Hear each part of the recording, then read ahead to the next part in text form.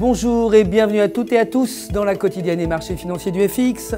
Les principaux indices américains ont chuté lors de la séance de trading de vendredi alors que l'incertitude concernant l'avenir du programme QE continue d'inquiéter les investisseurs.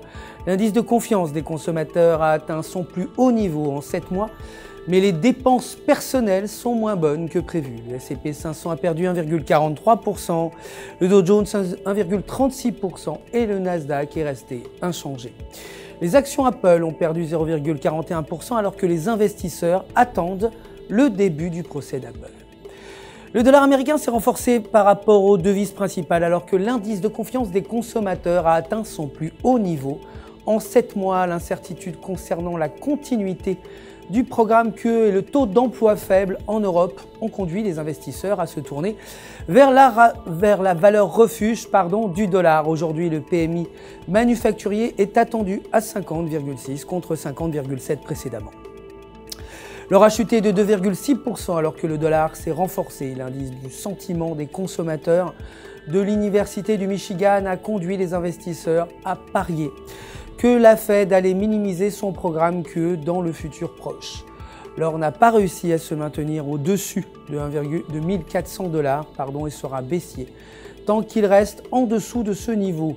L'or devrait tester à nouveau la résistance à 1400 $ avant de retomber vers les 1380 $.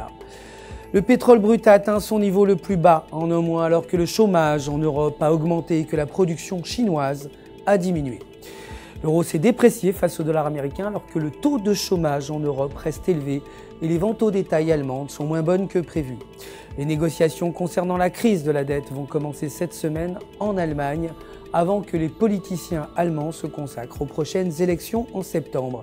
La paire euro-US dollar restera baissière tant qu'elle s'échangera en dessous de la résistance à 1,3050. Chuter en dessous de 1,2950 pourrait mener la paire à 1,2870 en support.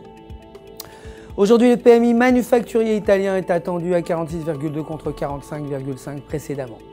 Pour terminer, la livre sterling a fini inchangée face au dollar alors que le gouverneur de la Banque d'Angleterre, Mervyn King, est optimiste sur le développement de l'économie et le retour vers un rétablissement.